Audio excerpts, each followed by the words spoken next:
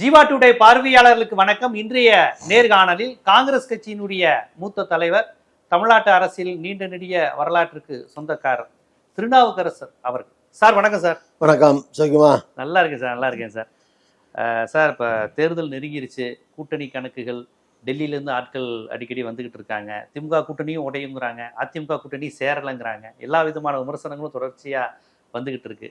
நீங்கள் ஒரு திராவிட கட்சி அரசியலையும் இருந்தவர், நீங்கள் எம்ஜிஆர், ஜெயலலிதா அம்மையார், கலைஞர், ஸ்டாலின் எல்லோரையும் பார்த்தவங்க. தேசிய அளவிலையும் வாஜ்பாய், ராகுல் காந்தி, சோனியா காந்தி எல்லாரையும் பார்த்த நிலையில் நீங்கள் எப்படி பார்க்குறீங்க தமிழ்நாட்டினுடைய சட்டமன்ற தேர்தல் வரலாற்றில் அமித்ஷா போன்றவர்களோ இந்த டெல்லி தலைமையோ அடிக்கடி இங்கே வருவதன் மூலமாக ஒரு தாக்கத்தை, ஒரு விதமான ஒரு மாற்றத்தை, அடிக்கடி அமித்ஷா வர்றாரு, பாஜக வலுப்புறோம், கூட்டணி பேசுகிறாங்க, இதெல்லாம் ஒரு தாக்கத்தை ஏற்படுத்திடுமா? ஆனால் நீங்கள் அந்த காலத்துலேருந்து பார்த்துருக்கீங்க.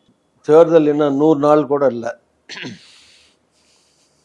இந்த சூழ்நிலையில் பிஜேபியில் இருக்கிற தலைவர்களோ அல்லது மத்திய அமைச்சர்கள் அமித்ஷா போன்றவர்களோ அல்லது ஈவன் காங்கிரஸ் தலைவர்களோ நிர்வாகிகளோ இப்படி எல்லா கட்சிகள்லையும் இருக்கிற முக்கியஸ்தர்கள் தேர்தல் நேரத்தில் தேர்தல் நடக்கிற மாநிலத்துக்கு அகில இந்திய கட்சியில் இருக்கிற முக்கிய தலைவர்கள் அமைச்சர்கள் போகிறது சகஜமான ஒன்று தான். அது ஒன்றும் பெரிய புதுமை கிடையாது. எலெக்ஷன் வர ஸ்டேட்டில் அதுக்கு முன்னுரிமை கொடுத்து போவாங்க. நார்மலாக எல்லா மாநிலத்திலையும் போயிட்டு இருக்கிற தலைவர்கள் இப்போ வரப்போகிற தேர்தல் 26ன்னு பார்த்தீங்கன்னா இங்கே தமிழ்நாடு, புதுச்சேரி, கேரளா, அஸ்ஸாம், வெஸ்ட் பெங்கால், இந்த மாதிரி ஒரு 4-5 மாநிலத்தில் தேர்தல் நடக்குது. இப்போ எல்லாருடைய கவனமும் எல்லாருடைய பார்வையும் இந்த தேர்தல் நடக்க போகிற இந்த 4-5 மாநிலத்தில் இருக்கும். அதை நோக்கி எல்லாம் வந்துக்கிட்டு தான் இருப்பாங்க. பட் அல்டிமேட்டாக அது ஒரு அவங்கள தொண்டர்களை உற்சாகப்படுத்த, மோட்டிவேட் பண்ண, அந்த கட்சியை விளம்பரத்தைப்படுத்த வருவாங்க. பட் யாரும் திடீர்னு இங்கே மேஜிக் பண்ண முடியாது. எந்த கட்சியாக இருந்தாலும், இன்க்ளூடிங் காங்கிரஸை வச்சே சொல்கிறேன். கூட்டம் சேர்க்கறதுக்கு ஒரு அலையை உண்டாக்க, ஒரு வேவை உண்டாக்க, ஒரு உற்சாகத்தை உண்டாக்க அது பயன்படும். இப்போ இங்கே ராகுல் காந்தி வந்தாருன்னா ஒரு மாபெரும் கூட்டம் வரும். ஏன்னா அந்த ஃபேமிலிக்குன்னு ஒரு க்ரௌட் இருக்குது, சக்தி இருக்குது, ஈர்ப்பு இருக்குது. ராகுல் காந்திக்குன்னு ஒரு ஈர்ப்பு இருக்குது. அவர் எங்கே போனாலும் பீகாரில் பார்த்தீங்கன்னா எவ்வளோ பெரிய கூட்டம்லாம் வந்தது. அதே நேரத்தில் எம்எல்ஏ குறைவாக தான் வந்தது, அது ஒரு விஷயம். அதே மாதிரி வர தலைவர்கள் அமித்ஷா வந்தார்னா ஒரு கூட்டம் வரலாம், மோடி வந்தார்னா கூட்டம் வரலாம். பட் ஓட்டு என்ன விழுக போகுது, எவ்வளோ எம்எல்ஏ வருவாங்கிறது மக்கள் கையில் தான் இருக்குது. அதனால் தேர்தல் நேரத்தில் இதெல்லாம் சகஜமாக நடக்கக்கூடிய விஷயங்கள் தான். நீங்கள் சொன்ன மாதிரி கூட்டணிக்குள்ள ஒரு ஷேப் இன்னும் வரல. எல்லா கட்சிகளுமே கூட்டணியா அதிமுக கூட்டணி எல்லாத்துலேயுமே ஓகே, எல்லாத்துலேயுமே நீங்கள் விவாதங்கள் நடந்துகிட்டு இருக்கோம். சீட்டு எண்ணிக்கை இல்லை, இருக்கிறதுக்குள்ள முழுமையான ஷேப்பில் எது இருக்குன்னா திமுக, காங்கிரஸ் உள்ளிட்ட எங்களுடைய கூட்டணி தான் ஒரு முழு வடிவத்தில் இருக்குது. ஏன்னா அதுக்குள்ள ஒன்றும் சிதைவு ஏற்படல. ஏற்கனவே பார்லிமெண்ட் தேர்தல் நடந்திருக்கு, அதுக்கு சட்டசபை, உள்ளாட்சி, இதிலெல்லாம் வெற்றி பெற்ற கூட்டணி அது. அந்த வெற்றிக்கு பின்னால் சமீபத்தில் நடந்த நாடாளுமன்ற தேர்தல் தான் கடைசியாக நடந்த தேர்தல். இப்போ சமீபத்தில் அதுக்கு பின்னாடி இந்த கூட்டணியில் இருந்த கட்சிகள் யாரும் வெளியேறலை. இந்த கூட்டணி கட்சிகளுக்குள்ளேயும் இருக்கிற கட்சிகளுக்குள்ளேயும் குழப்பம் ஒன்றும் கிடையாது, பிளவு ஒன்றும் கிடையாது. இப்போ திமுகவும் ஸ்டாலின் தலைமையில் ஒன்றுபட்டு வலுவாக இருக்குது. அதுக்குள்ளே ஒன்றும் விரிசல் கிடையாது. பட் அதர் சைடில் பார்த்தீங்கன்னா பிஜேபி, அதிமுகவுக்குள்ளே இன்னும் முழுமையான ஒரு கூட்டணி ஏற்படலை. சீட்டு பிரச்சனைகள் வழக்கம் போல் எல்லா கூட்டணியும் இருக்க மாதிரி அங்கேயே இருக்குது. இதை தாண்டி வேறு ஏதாவது கட்சிகள் வருதாங்கிறதெல்லாம் எந்த கட்சி வருதுன்னு முடிவாகலை. பாட்டாளி மக்கள் கட்சி இப்போ 2ஆக உடைஞ்சிருக்கு. திருப்பி ஒன்று சேருமா, அது யார்கிட்ட போவா? விஜயகாந்த் தேமுதிக எங்கே போற போகிறாங்க?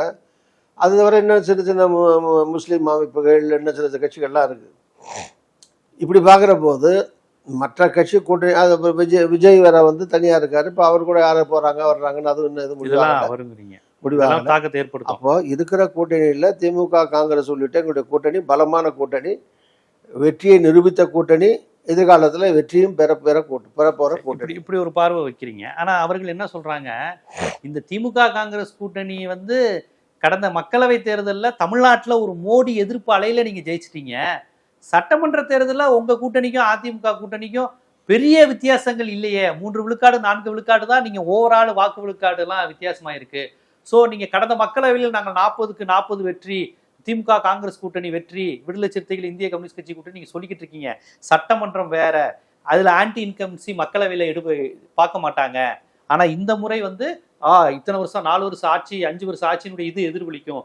சோ அதிமுகவை நீங்க குறைத்து மதிப்பிடாதீங்கன்னு பாஜக அதிமுக கூட்டணி சார்பா விவாதங்களை பேசுறவங்க அப்படி ஒரு லாஜிக்கா ஒரு பாயிண்ட் வைக்கிறாங்களே. அதெல்லாம் சொல்லுவாங்க. ஆ.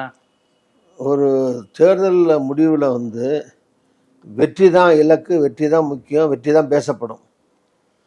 இப்போ போன தடவை 100 ஓட்டில் ஜெயிச்சிருப்பாங்க. ஆமா ஆமா. சில பேர் 1000 ஓட்டில் ஜெயிச்சிருப்பாங்க.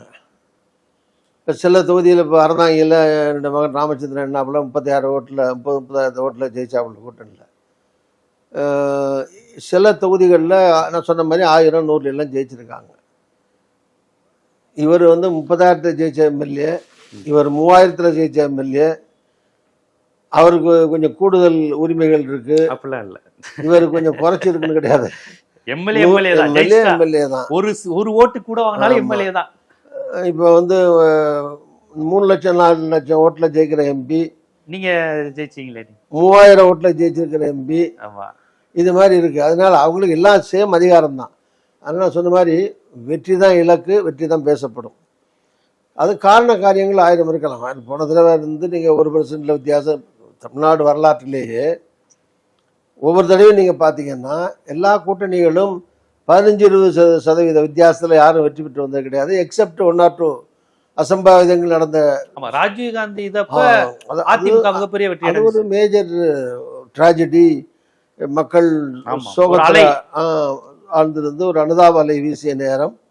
அடிஷனலா 96 திமுக 36 அது 10க்கு அதோட சேர்த்து இன்னும் வந்து இந்திரா காந்தி கொலை, அது ஒரு டயத்தில் எம்ஜிஆர் மருத்துவமனையில் சேர்க்கப்பட்ட அனுதாபம், அது இது மாதிரி அதுக்கு ஒரு ஒவ்வொரு தேர்தலும் தனித்தனி. ஒவ்வொரு தேர்தலும் ஒரு பரீட்சை மாதிரி. ஒரு தேர்தலை இன்னொரு தேர்தலோட ஒப்பிட முடியாதுங்கிறீங்க. ஒப்பிட முடியாது. நீங்கள் 1952 நீங்கள் சராசரி கட்சி வாங்கினதெல்லாம் போட்டு சராசரி பார்த்து இப்போ இவ்வளோ வந்துடும், 52 இவ்வளவு, 82 இவ்வளவு, ஆக சராசரி ஓட்டு இவ்வளவு, அல்லது அப்போ எவ்வளவு எம்எல்ஏ, இப்போ எவ்வளோ எம்எல்ஏ, சராசரி எம்எல்ஏ, இதெல்லாம் பார்க்க முடியாது. அந்தந்த தேர்தலும் நான் சொன்ன மாதிரி ஒரு பரீட்சை. அது அந்தந்த கட்சியும் பரீட்சையில் எழுதி தான் பாஸ் ஆகணும். அதுக்கு 1008 விஷயம் இருக்குது. அப்போ அந்த தேர்தலில் இப்போ போன தேர்தலில் கூட்டணி எப்படி இருந்தது, இந்த தேர்தலில் கூட்டணி எப்படி அமைய போகுது. அரசியல் வித்தியாசத்தில் ஜெயிச்சாலும் வெற்றி தானே.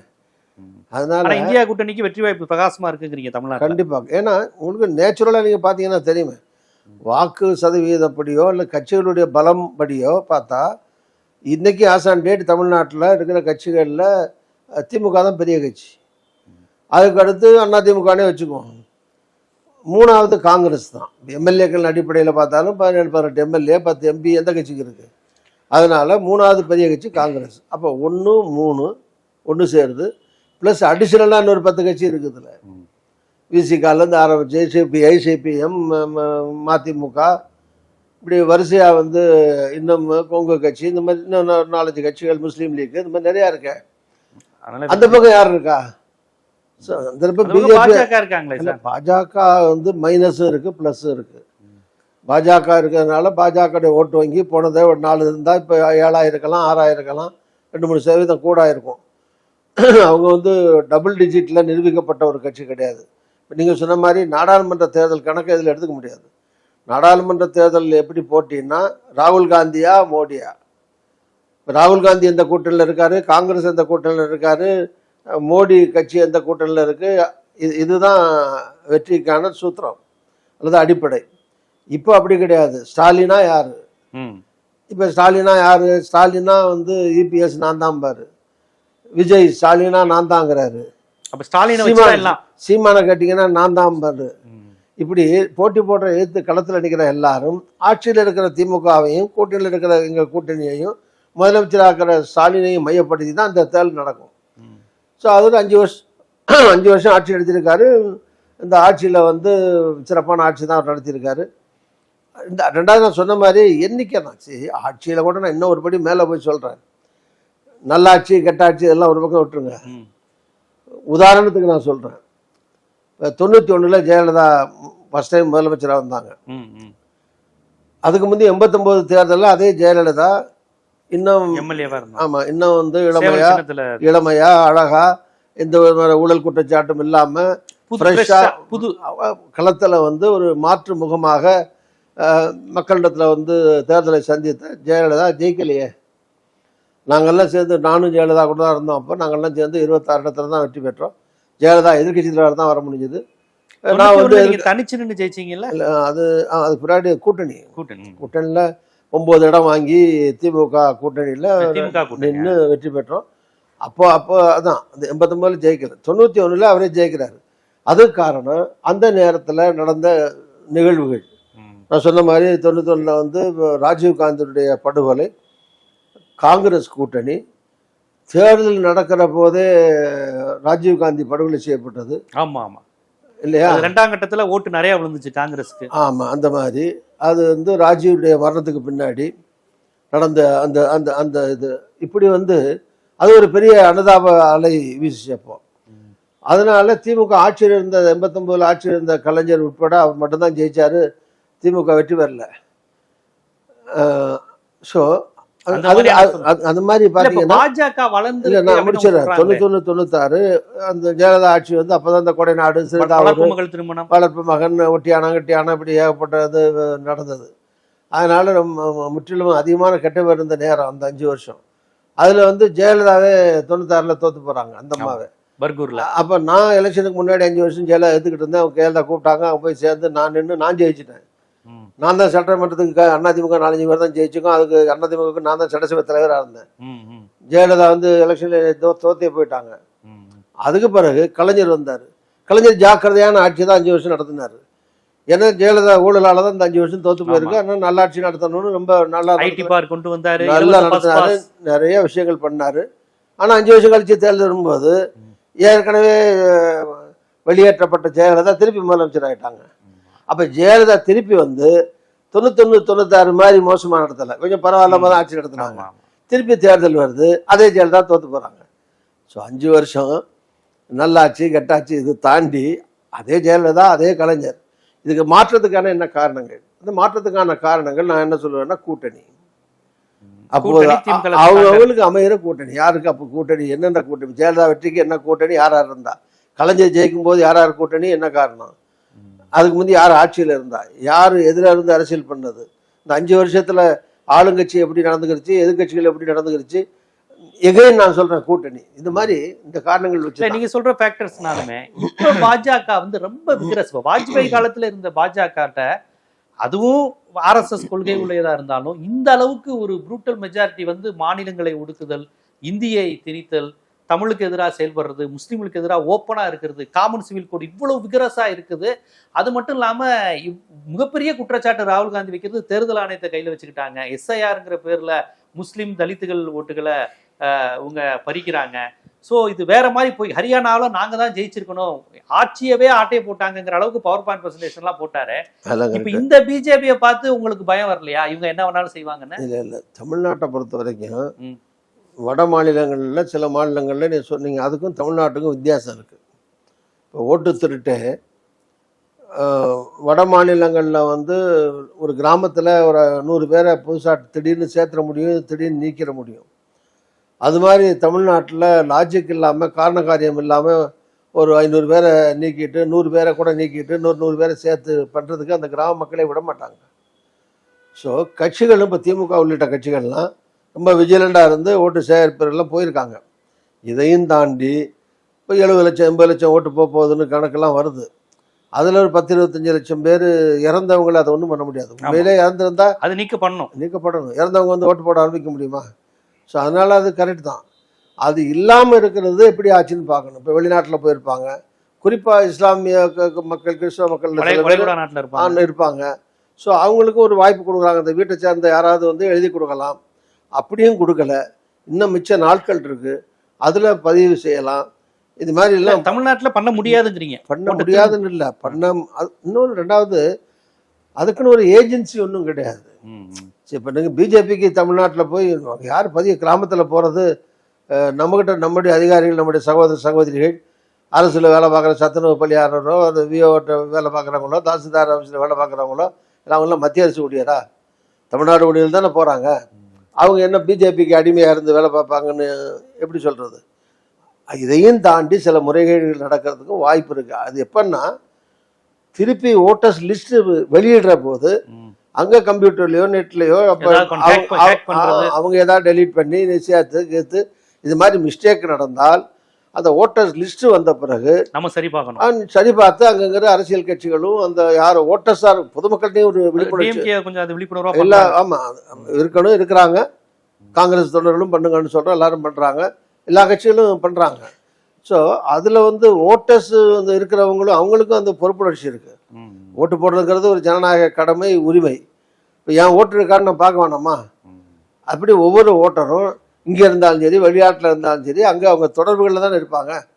அப்போ என் ஊர் எது, எனக்கு ஓட்டு எங்கே இருந்துச்சு, இந்த ஓட்டர்ஸ் லிஸ்ட்டில் அது அடிபட்டுருக்கு, இல்லாமல் போயிருக்கு, அதை எப்படி திருப்பி என்னை புதுப்பிச்சுக்கிறதுங்கிறத ஒவ்வொரு வாக்காளர்களும் முன்னின்று பண்ணணும். படிக்காத மக்கள், பெண்கள் இருக்கிற இடத்துல அவங்க வீட்டில் இருக்கிற படித்தவங்க பண்ணணும், இல்லை அரசியல் கட்சிகள் துணையா நின்று பண்ணணும். இப்படிலாம் பண்ணா ஓரளவு முறைகேட்டை தடுக்கலாம்.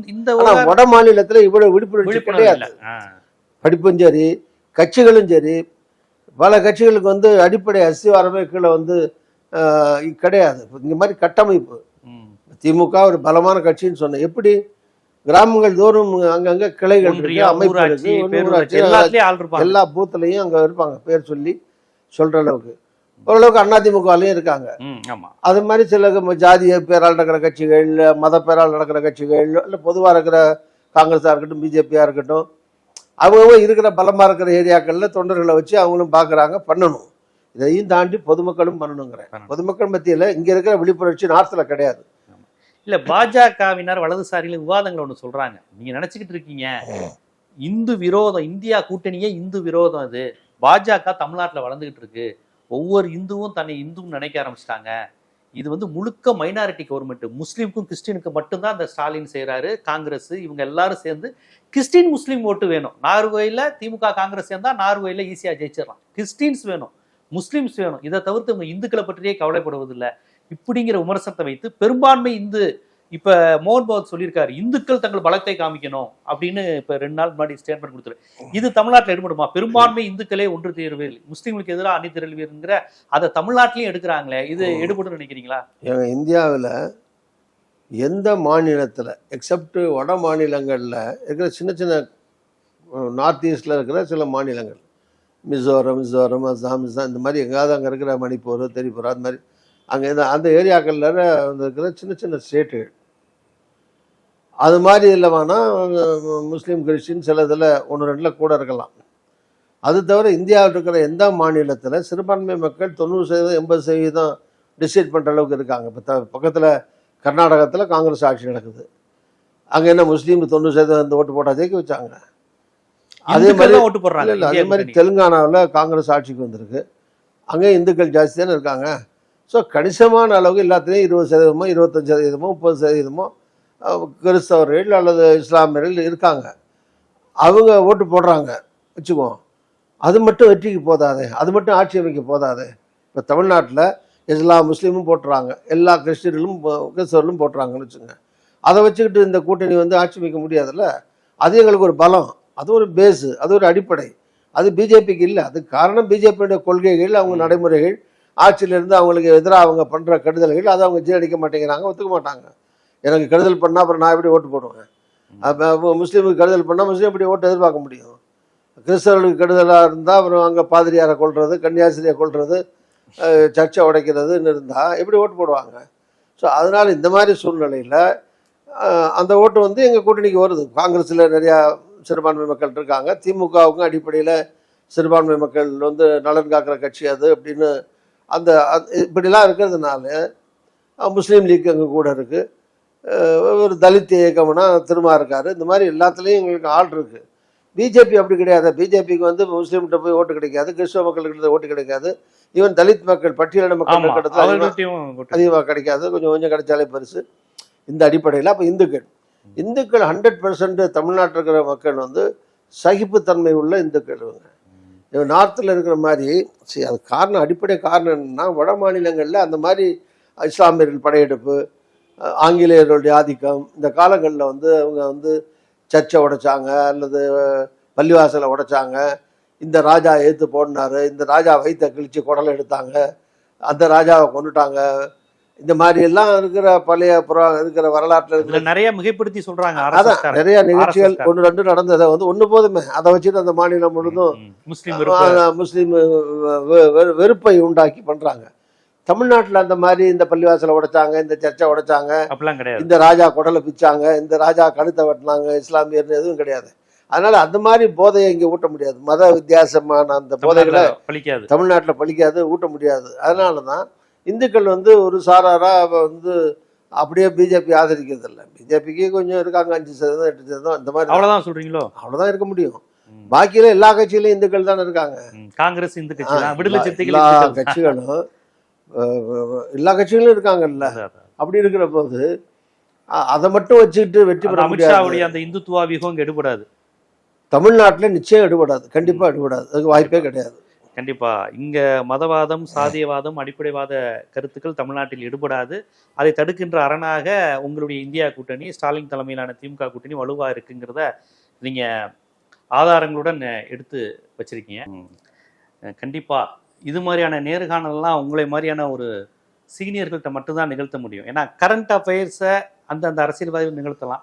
உங்களை மாதிரி நீண்ட நெடிய ஒரு அரசியல் அனுபவம், தேர்தல் அனுபவம், தமிழ்நாட்டினுடைய கிட்டத்தட்ட 4 முதலமைச்சர்களோடு பயணம் செஞ்சுருக்கீங்க.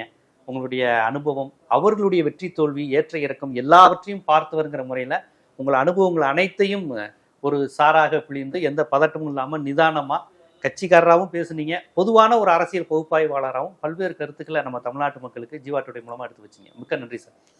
ஜீவா டுடே மூலமாக உங்களுடைய நேயர்கள் இது மூலமாக இந்த கருத்துக்கள் இன்னும் ஊடகங்களில் பரவலாக போகிற போது மக்கள்கிட்ட போய் சேரக்கூடிய ஒரு வாய்ப்பு கொடுத்ததுக்காக நன்றி. இதில் நிறைகள் இருக்கலாம், குறைகள் இருக்கலாம், நான் சொன்னதில்லை. பட் நான் சொன்னது எதுவுமே எப்போவுமே நான் பொய் சொல்கிற பழக்கம் எனக்கு கிடையாது, இட்டுக்கட்டி சொல்கிற பழக்கம் கிடையாது. யதார்த்தமாக ஓப்பனாக பிளைனாக பேசுறது என்னுடைய செயல்முறை பண்பாடு. அதனால் சாதக பாதகம் எனக்கு நன்மையும் நடந்திருக்கு, கெடுதல் நடந்திருக்கு, அதை பற்றி நான் கவலைப்பட்டதும் கிடையாது. எப்போதும் நான் ஒரே மாதிரி தான் இருக்கேன். அந்த வாய்ப்பு கொடுத்ததுக்கு நன்றி. வணக்கம். நன்றி சார்.